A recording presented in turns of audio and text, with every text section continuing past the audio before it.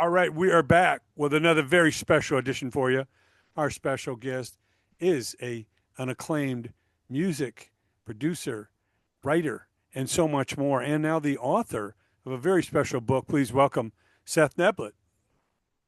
How you Seth, doing? welcome, welcome.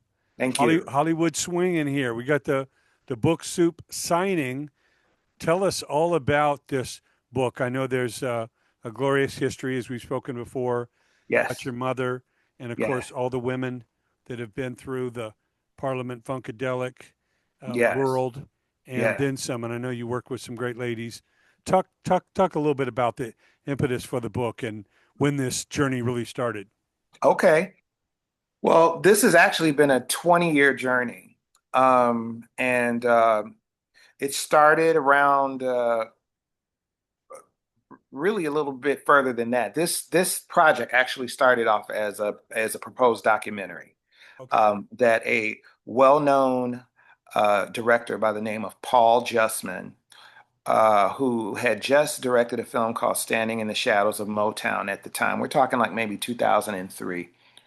Uh-huh. I was introduced to him, and in talking with him, he found some interest in this story of the women of Parliament Funkadelic. He thought that it could possibly be a great follow-up to Standing in the Shadows of Motown, where the first film is set pretty much in the 60s with the Funk Brothers, that this would be set in the 70s with the Women of Parliament Funkadelic. And he tried to shop that for a couple of years and really wasn't getting any bites. And he said to me, you're really going to need a book. He said, even with Standing in the Shadows, we had a book. So that's kind of how the book journey started. Okay. And originally, I didn't set out to be the writer of the book.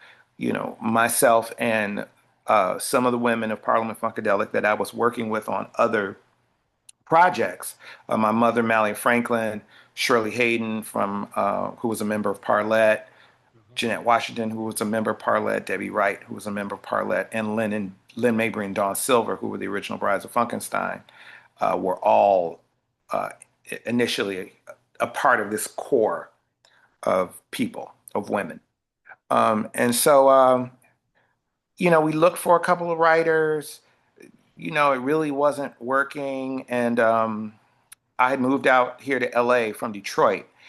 And I had dinner with Bootsy, my godfather, Bootsy Collins. Uh-huh. And, was just kind of griping about some of the things that was going on with the book and not moving forward. And he just said, you do it. And I was like, well, I'm really not a writer. I'm not a writer. I don't know how to write a book. I've never written anything like that. And he said, you're smart. You know the story, and you know what's true and what's not. And you have a talent to do this. So that's when I started doing it. When I kind of took over as the writer, and I started interviewing. I started interviewing, of course, the original women, and then I started interviewing kind of people around the universe of the women: George Clinton, Bootsy Collins, Sly Stone, many of the really key players of Parliament Funkadelic, like Gary Scheider and Bernie Worrell, some of the producers like Ron Dunbar and Ron Ford and Bone Cooper, and even starting to interview a lot of the um, people that worked for the organization because they could give a different kind of spin on what was going on. So I interviewed, managers and row managers and people that ran the offices and all those sorts of things. So during this process, when I started, my mother was still living. And during this process, we lost her in 2010. We lost Debbie Wright of Parlette. A few years later, we've lost Gary Scheider. We've lost Bernie Worrell. We lost Belita Woods, who was actually interviewed for the book. So a lot of people, Ron Dunbar, Ron Ford, we've lost a lot of people since this whole thing started about 20 years ago. But now I can happy to say I can say happily in 2025 that the book is coming out on September 30th, and it's here. And all of these years, and kind of like all of the joy and the pain of putting it together. Now it's coming out on University of Texas Press, and I can't be more excited about it. Well, it's a beautiful project, great cover. I know Thank you. so many of the players involved. I know the history, so I know how rich it is. And I likewise, as a music historian, documentarian, and music exec, and all of that myself, promotion man for 50 years. I understand the importance of archiving these stories because we are losing so many of our heroes and our people that have stories that shouldn't be taken to the grave. Correct. These are not only inspiring stories, I think it's part of American history. And whether you're a super fan or just knowledgeable of this music, I think, just like when we lost Sly Stone, it's a big piece of history right there that is gone. And I know Sly wasn't super active in his later years of, playing or recording or doing interviews and all that, but the history, the Yes. the history is so rich. And I've spoken to Dawn Silva. Of course, she's got her book, and so many of these great people. Yes. Um, what was the most surprising thing? Obviously, you knew the stories from your mother. That's Hmm. one perspective. But as you started talking to these other people on their own, one on one, what was some of the most surprising things you found? Um, I think that there were even surprising things I found out about my mother Sure. that, I didn't know in this process. But some of the most surprising things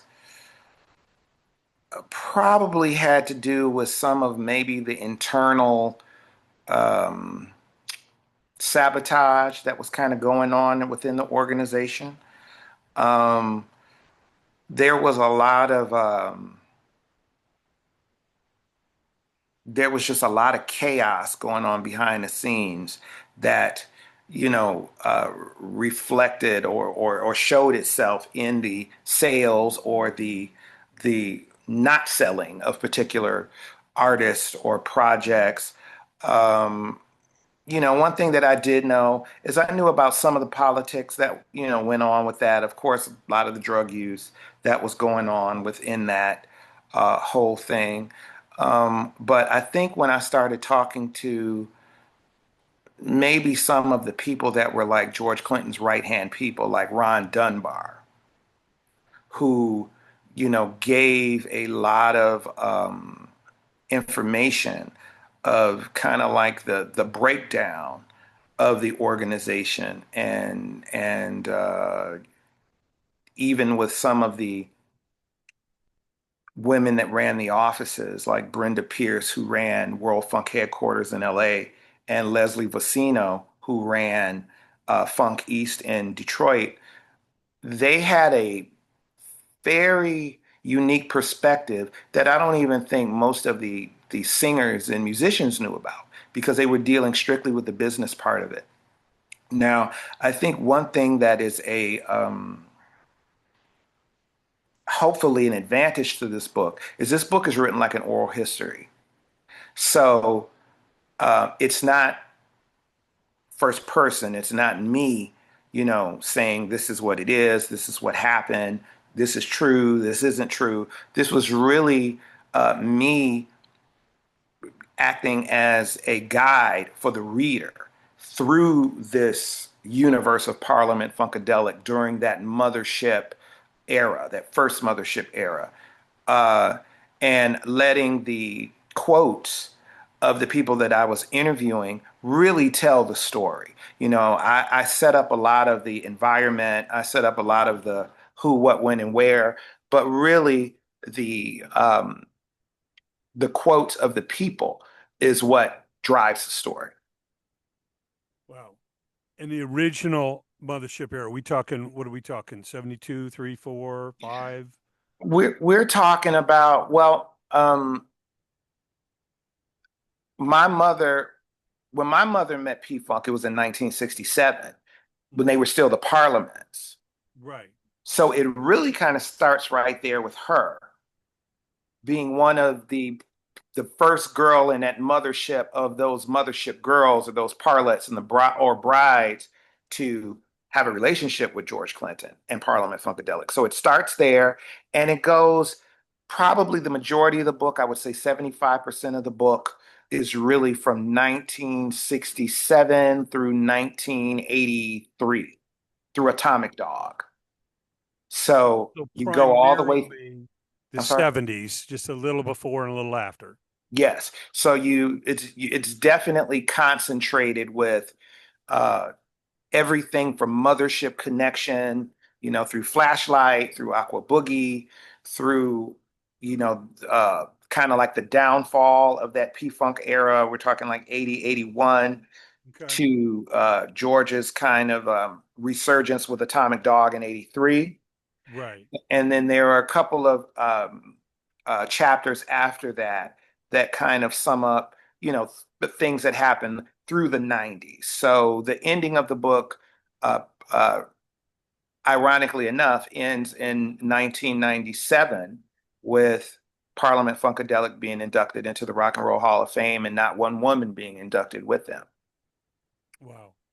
Well, I know one landmark concert, and I actually have the original full page LA Times ad, was that giant funk fest at the LA Memorial Coliseum, Yes, 79. yes, Um, how involved was, the mothership organization involved in that? Obviously, they were many of the stars on the bill, probably represented more acts than anybody. But yeah. were they involved in promoting that show, or who was the main promoter? What do you know about those? Because I believe there was one in the Bay Area, like right after the LA show. Yeah. I do believe that they were the people that were putting those together, if I'm not mistaken, were promoters that worked with Parliament Funkadelic. I want to say it may have been like Feline or Tiger Flower or some of those uh, big promoters back in the day. Okay. But those were the funk festivals really were created around Parliament Funkadelic. Right. So, They were it was probably they partners in essence with a outside promoter or investor. Yeah, Parliament Funkadelic was always a headliner or Bootsy, and then of course Parlette was on the show, Brides Funkenstein were on the show, and then they'd get a Uh-huh. couple of supporting acts, whether it was Rick James or Mother's Right. Finest or Taste of Honey, or and that's how you do it. Cameo or Hmm. Barkays or Yep. yeah. It's quite an ad. Yes, definitely. And a lot of those groups had been touring with Parliament Funkadelic, opening up for Parliament Funkadelic since the Mothership Connection tour. So a Yeah. lot of those groups he kind of brought in with him to those big funk festivals of 78 and 79, those monumentous ones like Soldier Field and RFK Stadium Uh-huh. and Arrowhead Stadium and LA Right. Coliseum and Pontiac Silverdome and all those really, really big Yeah. The ones. big football stadiums. Right, right. Mm, that's amazing. Well, obviously, it's a twisted tale business wise, as we know, from all the different types of record deals and the blur of, who owns what, who signed what contracts, who got paid, who didn't get paid. Yeah. I know that's the part where the frustration comes out. You see a lot of interviews or documentaries with ex P Funk members talking about, well, we got paid with a little powder at the end of the night, and Mhm. that doesn't pay the rent. I can't send that back home to my wife and kids, Right. or husband or my child, Yeah. and so I know there's a tremendous amount of frustration. So, were you trying to concentrate more on the creativity of the music and the performers and all that, or you basically covering all of it? You going deep into the the the the the good, the bad, and the ugly. Well, my main purpose was that, you know, the five female participants that are on the cover, my mother, Malia Franklin, Lynn Mabry, Dawn Silva, Shirley Hayden, and Debbie Wright, they are kind of like the main characters, so to speak, in it. Right. And a lot of it is a lot of the story is kind of charged by them and led by them. But I delve into all of it. The beautiful parts, the horrible parts, the great things like the European tour of 1978 that was like a monumentous for the group, and then, the disastrous tour of 1981, when freebasing had been introduced and the mothership ended up in a junkyard, the original. Yeah. So, I Repoed, huh? hit all of it. Yeah. Yeah. No, it was an accident waiting to happen at that point. Yeah, and one thing that I truly believe is George at that time, and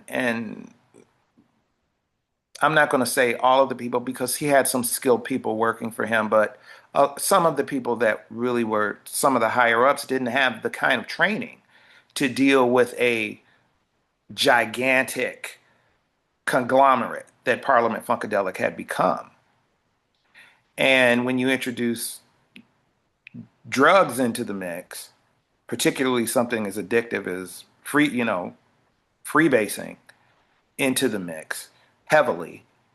And even when you have one of the head honchos in charge of the organization, who was also allegedly, one of the biggest cocaine infiltrators into the organization, it's just a bad, it's just a bad recipe, it's just bad all the way around.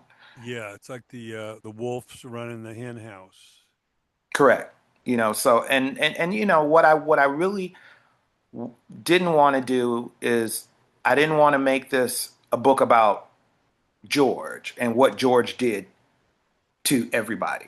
There Right. are things that, of course, people talk about that George did. I don't think that those things are necessarily new news, you know, but uh, I wanted to make sure that the focus wasn't lost on these women and their journey and their stories, and it turning into the George bash. You know what I mean? The Right. George bashing piece of all the, oh, look at all the horrible things that George did. I didn't want it to be like that because, When to celebrate the yeah, talents. yeah, because I had to really keep a very even head about it, that, you have to celebrate all of it. And, it's in a lot of ways, a beautiful story, but it's not a pretty story, if that makes sense. It's not pretty, but, Yeah, you it's not know, a storybook ending. correct, correct, correct. But there were some good parts. There were some good parts. And P Funk is a family. P Funk is like your brothers and your sisters and everybody, taking over the world together. So there was this sense of camaraderie and sense of love that was going on, amongst all the chaos and the drugs and all the other stuff. Yeah, no, it's an amazing story. Being a music fan, born in the late '50s, grew up in the '60s, started playing instruments myself in '64. I saw the Beatles and Ed Sullivan at Yeah. the age of 5 and moved to England and toured Europe every summer and I started playing instruments at 6 and turned professional at 10. So I grew up all parts of the US, but just seeing the records, seeing the characters and then hearing the stories behind, how prolific it was, whether it was a case of all this talent they were attracting or maybe a little greed and hey, let's get as many different record deals with as many different people as possible, and we get all these advances. So even if the records don't sell, we're making money, and then we package up these tours where we don't need to pay any outside talent, on the shows. Right. Right. That's a great observation of exactly how a lot of it worked. Yeah, yeah. Well, knowing the original story pretty well of Westbound Records and Armin Baladian, who gave, George and these guys a shot early on when nobody else really was at that point, and then the twisted tale of, his dealing with what became more and more drug-addled characters who just wanted cash. They're like, man, I don't want to hear about the numbers or the release dates or anything. We need some cash. Hmm. And I know people throw a lot of darts at him. I've known him personally. I'm not going to sit here and defend him, but I know what he was dealing with, Yeah. and he dealt with the Ohio players and with George, Hmm. and it was like you say, it wasn't pretty. It Right. was not easy to deal with these characters. It was a very lo-fi business back then. I mean, now artist contracts are more artist friendly. Everything is pretty much transparent. You have large major promoters like Live Nation and AEG, and things that don't leave a lot of wiggle room. You Yeah. know, Yeah. uh, this was, you're talking about an era of cash and carry. Yes. We show up, you hand us this bag, and then I somehow take care of the people on my side. Yeah. Tell us a little bit about that organization. You say there was a person here in Los Angeles and a person in Detroit that Mhm. handled kind of the West and the East. Was it Yeah. split in two, or were there more? No, it was two. It was two Okay. offices. The first The one, Midwest and the East Coast, yeah, and the basically West and it the was yeah. Southwest. Yeah, it was basically the two pretty much hub cities, kind of sort of. Detroit was the hub. Right. So, You had uh the studio and all that. They're united. yeah. Yeah. Yeah, Detroit was the hub. So that was the office that dealt with one aspect of the organization. And then there was a office on Hollywood and Vine out here in Los Angeles. Mm. And that was more the, I don't want to say the superstar office, but more the superstar address. There we go. Right. The Hollywood address. Yeah, it was the Hollywood and Vine office Yeah. where Hollywood Walk of Fame and the all Capitol of Records Tower right there. yep, all of that. What was And the name of that office? they called that World Funk headquarters. Okay. And that was really the office that uh, a lot of I'll say that was the office that Archie Ivy ran, was in LA, and the office that uh, uh, Ron Dunbar ran the office in Detroit pretty much. Okay. Hmm. And Archie was probably the one dealing with Casablanca, dealing with Warner Brothers, dealing with the labels that were based right here in Hollywood. Correct, correct. Okay. Yeah, Interesting. so that's kind of how that went. I was fortunate enough to interview in the book the woman that ran the office out in LA, Brenda Pierce, who ran that office for 2 or 3 years, probably from, I think they hired her right when everything was jumping off, like early 1978, Okay. and she was there till 1980.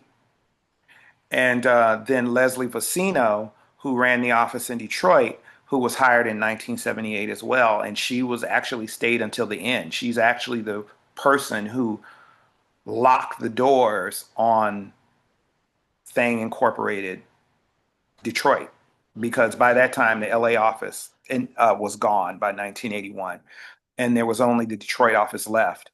And she's actually the one who turn the lights off. So I was fortunate enough to have, their perspectives of the whole experience.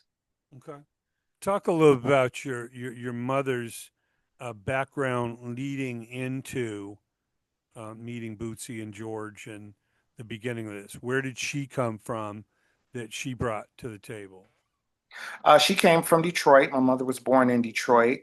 And the way that she met George was that her parents' best friend uh, was a big kind of a big deal in one of the black sororities, very powerful black sororities, Delta Sigma Theta.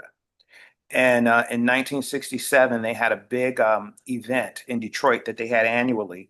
And the Parliament, who had just released I Want to Testify, were the musical act. And my mother happened to be there at 14 years old. And she met actually George's fiance first, Liz Bishop, and Liz introduced her to George. And a friendship just started out with my mother at 14 or 15 with the Parliaments, the original Parliaments, and the Parliament Band, which eventually became Funkadelic, which was the younger guys like Eddie Hazel and Billy Bass and Tao Ross and guys like that. And so she started singing with George. Her recording career started at Golden World Studios, where a lot of the Westbound record stuff for Funkadelic was recorded. Uh, she and Debbie Wright, both being probably at the time 17 and 18 or 18 and 19, somewhere around there, and singing with some of the original women that sang on that stuff, like the Lewis sisters, Pat and Diane Lewis, and people like that. And my mother was a classically trained singer. She was opera trained in opera. My grandfather wanted her to be an opera singer.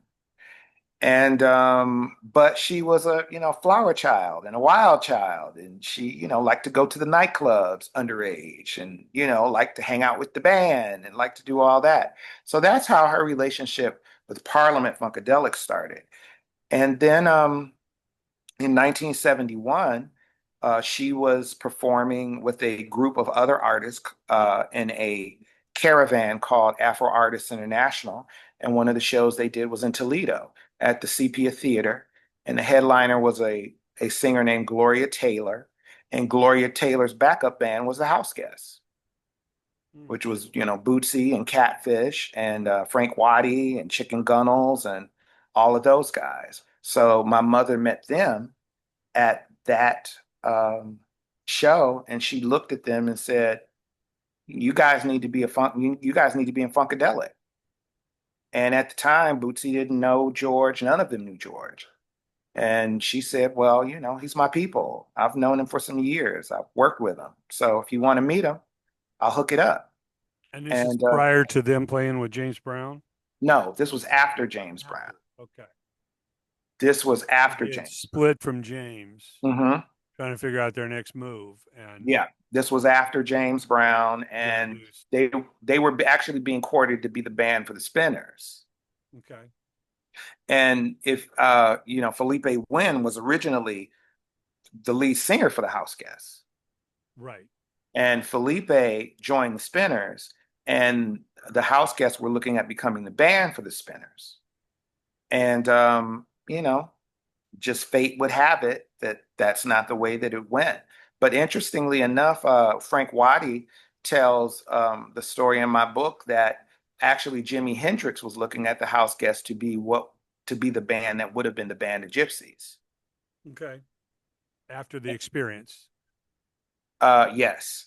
And Jimi Hendrix actually, they were with James Brown at the time. And Jimi Hendrix had actually, according to Frank Waddy, had offered them, leave James and come with me. And they would have become that band that became the Band of Right. Gypsies. Buddy Miles and all that. Hmm. That group of guys. Okay. So, yeah, so my mother struck up a friendship with House Guest, and she drove, next thing we knew, she drove her station wagon up to Cincinnati and brought them all back to Detroit, and they moved in with us and lived with us for a couple of months, and then finally met George. And the rest was history. They were Funkadelics from that point. Hmm. Amazing. Yeah. Well, obviously, Bootsy was the one that really shined, the brightest Hmm. in the band. Yep. I know Frankie, obviously, he was around the camp for a while, even eventually becoming like a road manager type, as a player, and the unenviable task of paying the musicians. You could Right. imagine that. Yeah.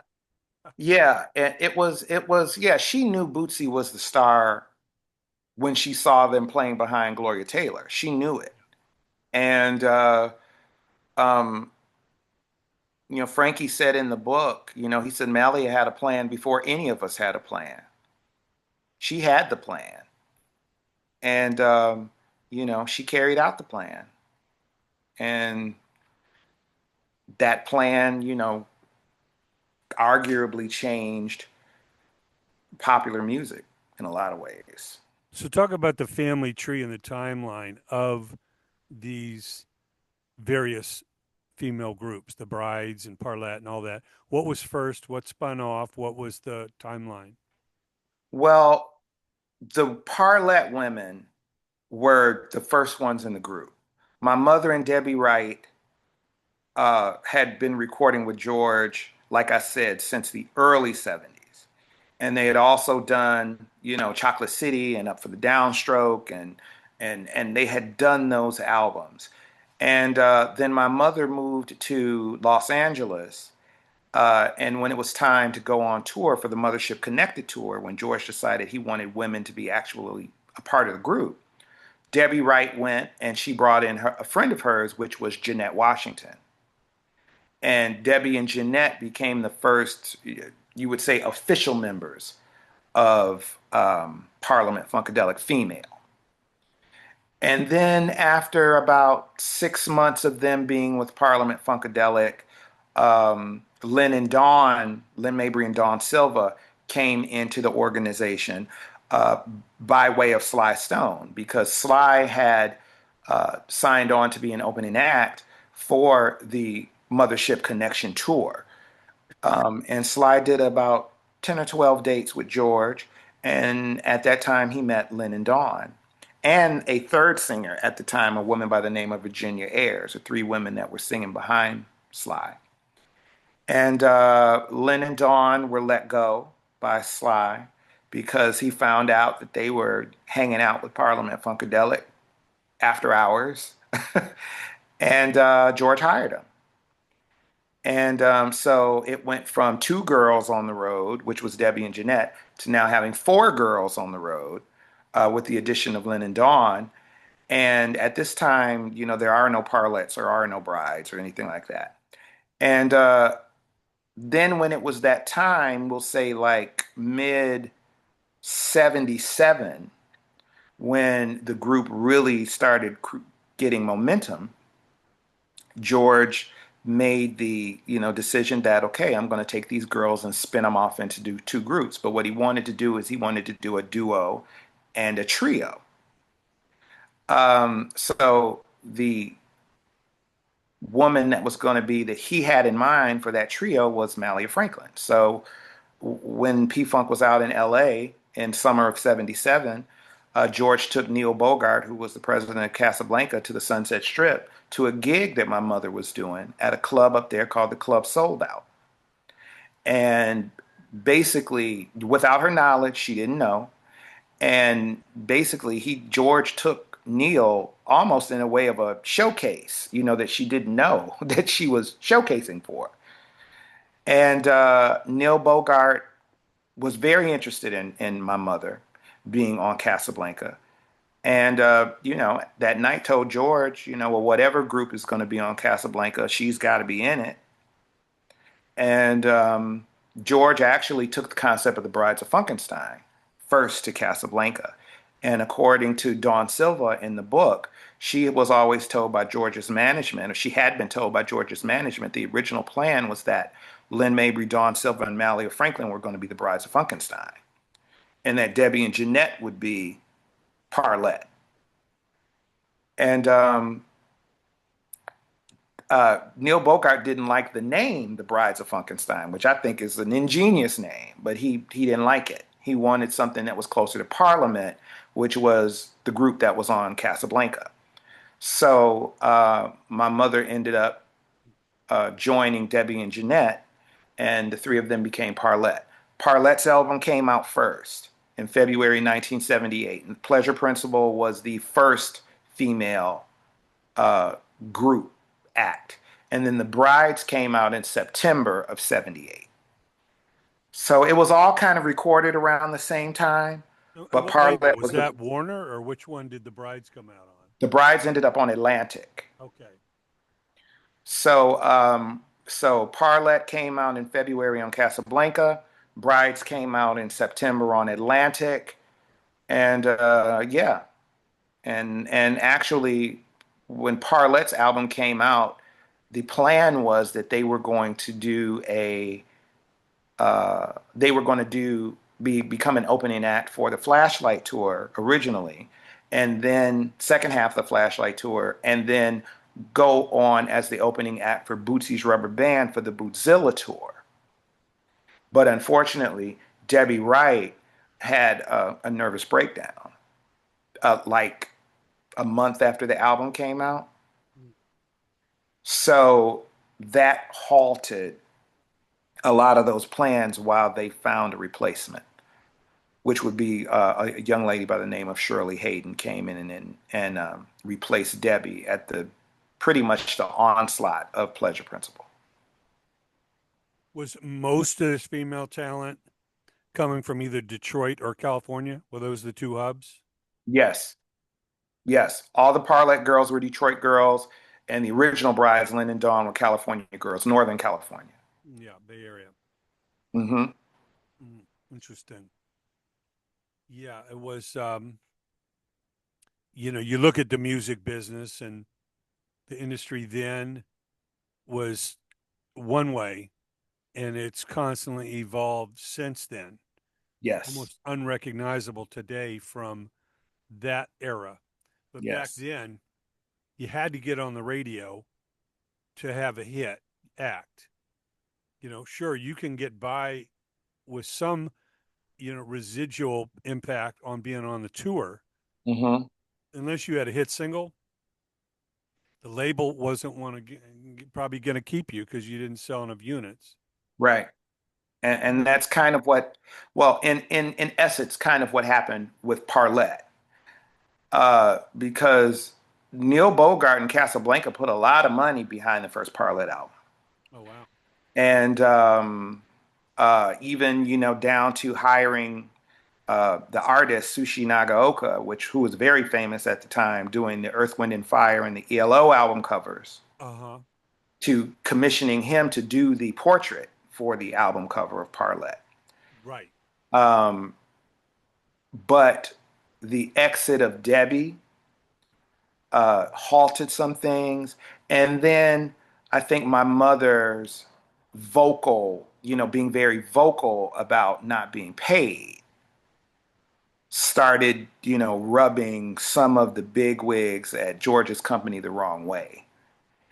And it kind of halted the combination of those things kind of halted, with Parlette losing the tour, with the Flashlight tour, Uh huh. and then doing the summer gigs with Bootsy's Rubber Band, but then Bootsy kind of having his own nervous breakdown in the fall of 1978, thwarting that tour that Parlette was supposed to be the opening act on, just kind of put them in a bad way. And the Bride's first single was a hit. Disco to Go was a hit. So it thrust the Brides, you know, up into a higher level, to where, P-Funk fans knew who Parlette were, but a lot of the masses didn't know who Parlette were. They were more familiar with the Brides of Funkenstein because they had a hit record. They were getting more exposure, and, in the magazines and doing the record signings and all of that sort of stuff. Well, yeah, this is way before BET and MTV. This is way light years before the internet and Right. all of that. So it was You had to very be much accessible. about radio, Yeah. record stores, Yeah. You had to be concert halls. accessible. Hmm. Yeah. cash register had to ring.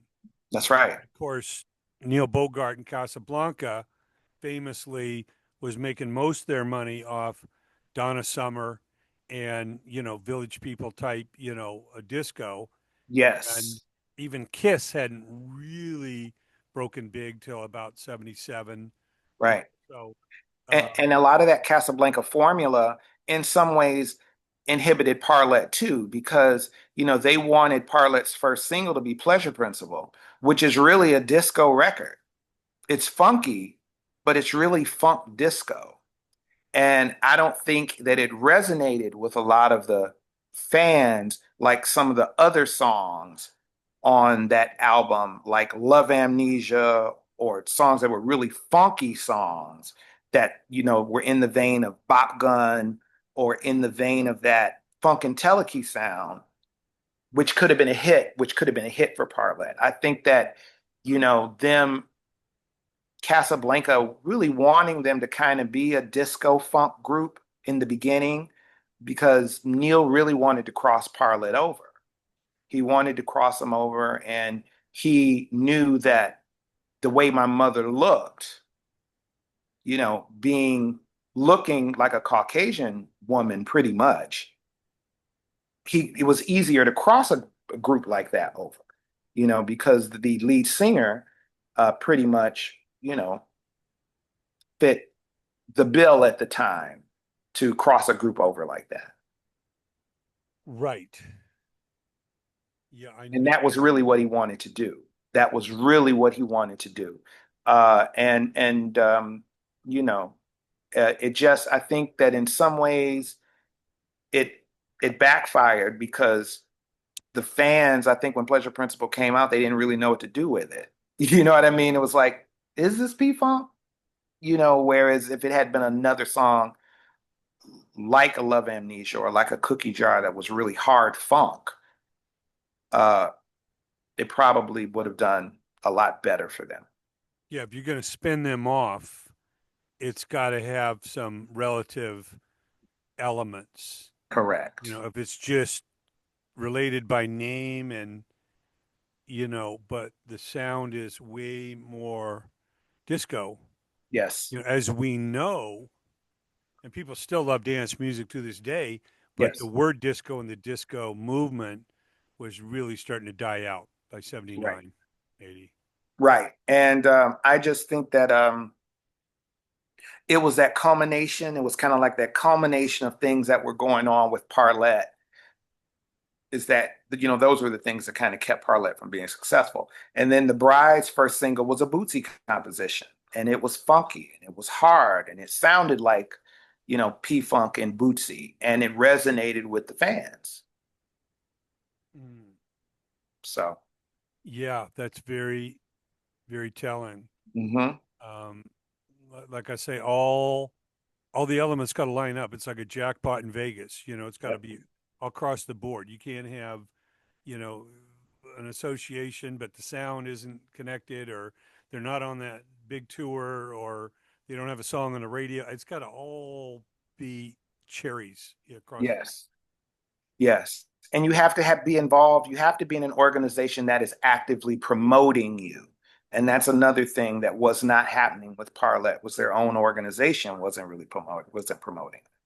Yeah, I know some of the former promotion guys at Casablanca, and if a single's not breaking at radio, you got to go to the next single. I mean, you got like 20 acts. Yep. You know the only way the rent gets paid and everybody goes home with a check is somebody's got to sell some records. That's right. So, if we're getting a lot of resistance, from radio on this act or this song, I'm sorry, but we got to keep it moving. Yeah. Yeah. Yeah. And unfortunately, uh Parlet got lost in that shuffle and they were never able to recover from it. You know, they were never able to recover from it. Whereas the Brides really were able to put you know, at least a good stamp, to where the name was recognizable, Yeah. They were doing a lot more gigs. And then when my mother left Parlet at the end of '78, right before the release of the second album, that just kind of put the nail in Parlet's coffin, so to speak. Well, there's no question the name Funkenstein was a direct connection to, a Parliament album, and Yeah, it just sounds like the crazy ladies, the girls from the tour. yeah, It's just,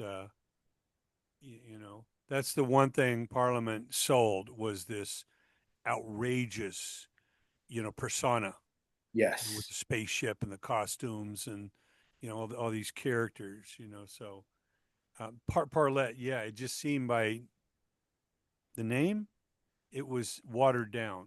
Hmm. It wasn't as raw as the Brides of Funkenstein. Right, right. The That, Brides was very, distinct. And but funny enough, interestingly enough, if fate had been different, if Neil Bogart said, I love the name of Brides of Funkenstein, let's do the Brides of Funkenstein, then 9 times out of 10, the Brides of Funkenstein, they would have been on Casablanca and they would have been Lynn, Dawn, and Malia. That would have been the Brides of Funkenstein. yeah, it's easy to second guess now, but Neil Bogart was a creative genius in his way. Um, I know they were stretched pretty thin, by the late '70s. With Yeah, disco starting to dry up, yeah, and Kiss breaking, but again, that's not going to carry the whole label. They had the other rock band Angel, all yeah, in all white, and that wasn't getting on the radio. yeah, And then you had Village People that were in essence kind of a two hit, three hit, wonder. It wasn't panning out by the right. '80s with them. Right. And then, also keep in mind that realistically by '79, Neil Bogart was being moved out of Casablanca by Polygram, who had Right. acquired Casablanca and then fired him. So, there were a lot of things going on. Yeah, that's interesting. Um, so, of the five women featured on the cover, Mhm. besides Don Silva, how many are surviving? Um, Shirley Hayden, Mm-hmm. and Lynn Mabry. So Shirley Hayden, Lynn Mabry, and Dawn Silva are still, Still with us. still with us and active. Right. But we lost my mom and Debbie Wright. Okay. Yeah. Yeah, I know. Dawn had some kind of. Mm, she was having some severe headaches last year. I don't know. She's got that resolved or what. Seemed like she was having some real serious, pain. Pain. Yeah, I saw Dawn about a month ago. Okay. I had to go to Sacramento on some other business, and I actually wanted to take Dawn her book. I had just got my author's box of books. So I took Dawn her book and spent some time with her, and you know, she was doing pretty good when I saw her. Okay. Hmm. Well, that's good to see. I know Bootsy's got a big new album out that he's promoting and Yeah, continuing to try and cross over. yeah, Um, yeah. I saw Bootsy about 3 months ago. He did a record store signing out here in LA at Amoeba, yeah. and I surprised him, and he walked through the door and saw me and was in shock. It was great, Okay. though. It was great. Yeah, I mean, so much of that audience today, whether it be for George or Bootsy, is is really the alternative crowd. Yes. Sure, there's still some old school R&B, soul, funketeers, um, but George can end up on a Lollapalooza or Yep. a Warp Tour or this crossover type alternative shows. And I have to Yes. remind people, a lot of people think hip hop was born out of R&B and black music. Hip hop was born out of alternative and the gutters, the punk rock, underground. That's where the Grandmaster Flashes and the all that stuff in New York came out of was it wasn't being embraced by black radio. I'll put it that way. Right. And then you have to think about the really the founding the building blocks of hip hop were really the samples of James Brown and Parliament Funkadelic. Mhm. Well, You know that that. brings us to the late great Bernie Worrell, because I Hmm. know Bernie's, widow has recently lost a case where she was trying to make sure Bernie was credited as a writer. I mean, how can you hear Flashlight and not know that so many of these songs, the keyboard is dominant. That riff of Bernie's is really the hook, the main hook. Hmm. Yep. Yep. Well, that's one reason why I wrote Mothership Connected. Was so that these women's legacy, especially as my mother's legacy, Yeah, could live on and could first of all be uh, uh, known and acknowledged because most people don't even know that there's a legacy there. And that was really the main reason that I did this book. It wasn't, I didn't think, oh, I'm going to make $1 million on this book or anything like that. It really was in essence to have a testament to these women's careers and to my mother's legacy yeah. Well and deserved. her importance in the world of Parliament Funkadelic, more than just being a parlet. Yeah. Well, I knew your mother, and am so grateful that you have got this book out. She definitely deserves to be recognized. There's a lot of unsung heroes, in the P Funk Yes, story, and you mentioned a few of them along the way. many. Hmm. Yeah, many, many. You know, and again, we're not here to bash any one person, but it really took an army to build this. You know, Yes. yeah, Yes. And that's talked about in the book by some of the people, one of them being Gary Scheider, saying that George couldn't play anything. right. George,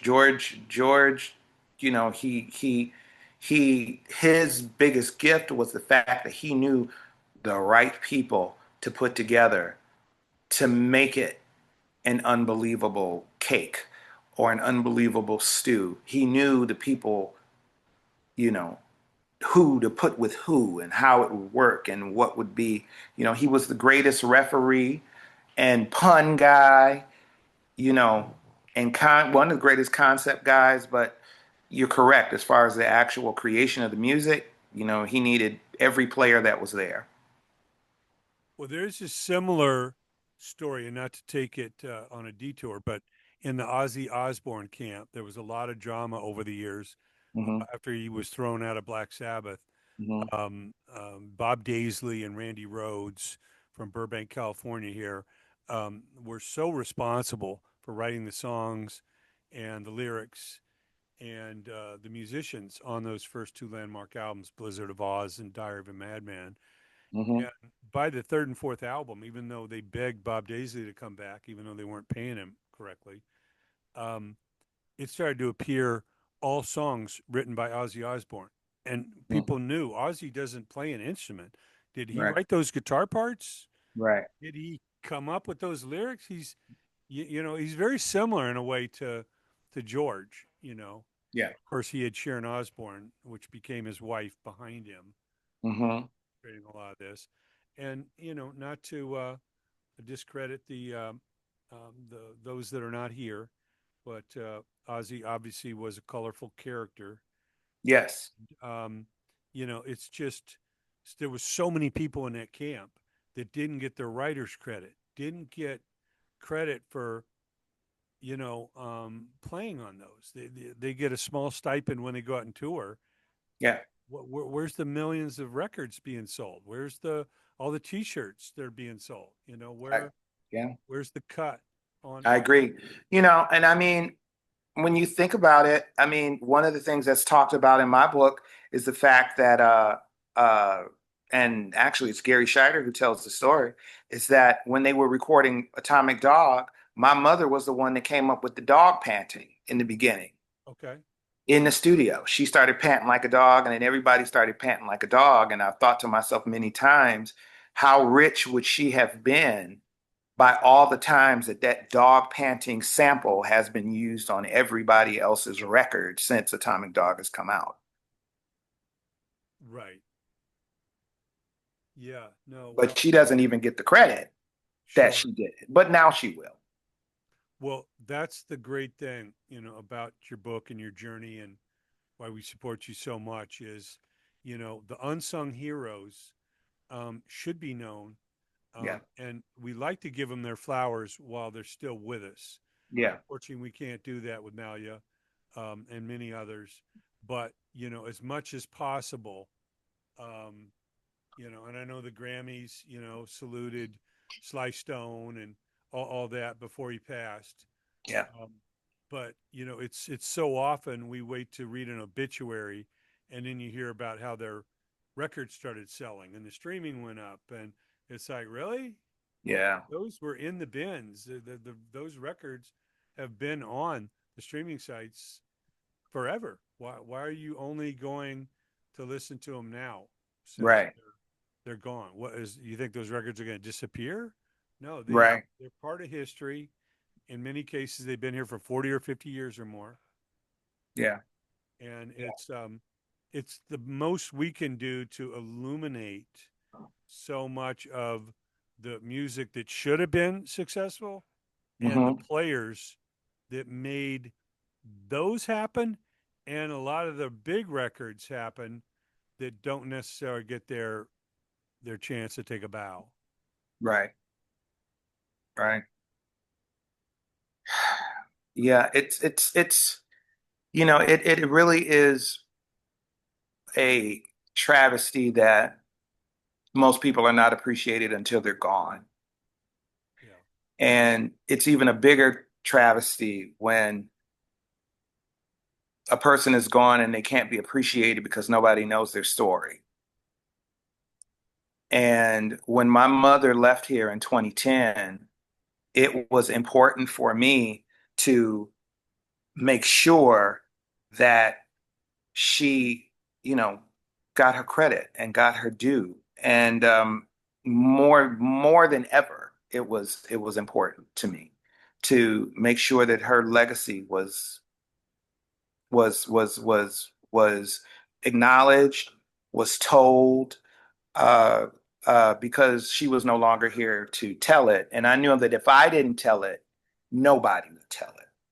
So, it fueled me even harder to make sure that this book got out. Well, again, we commend you, congratulate you. I Thank you. know the work has begun to share it, get it out there. Yes. And I think so many people need to hear about this. And I know you're doing a signing event to Yes. kick it off at Book Soup on the Sunset Strip, right across Yes. from October 1st. what used to be the Great Tower Records right there. Yes. Amazing landmark.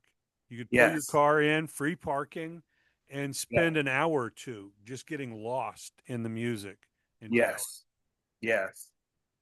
And I'm just so excited to um, have the opportunity to go to a place that is so iconic, uh, like Book Soup. With my first book, that I can't even believe it. It's like I can't even fathom doing my very first book signing at Book Soup, and then going, after Book Soup, I'm going to Miami, I'm going to Atlanta, I'm going to Orlando, I'm going to the Words and Music Festival in New Orleans.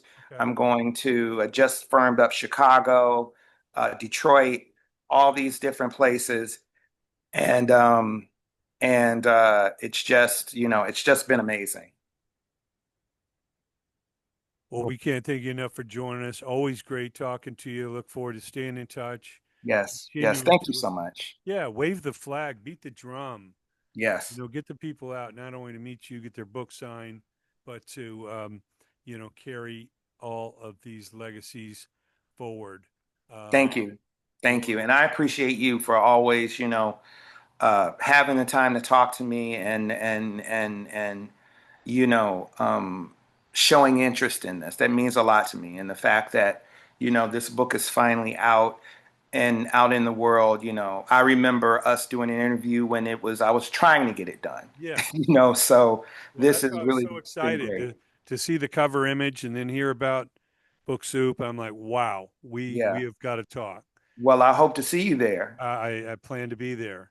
Okay. And as a matter of fact, my special guest is going to be Lynn Mabry of Fantastic. Parliament Funkadelic and former Bride of Funkenstein. Okay. Okay. Great. Yes. Well, we can't wait to follow up with you anytime you got something to talk about.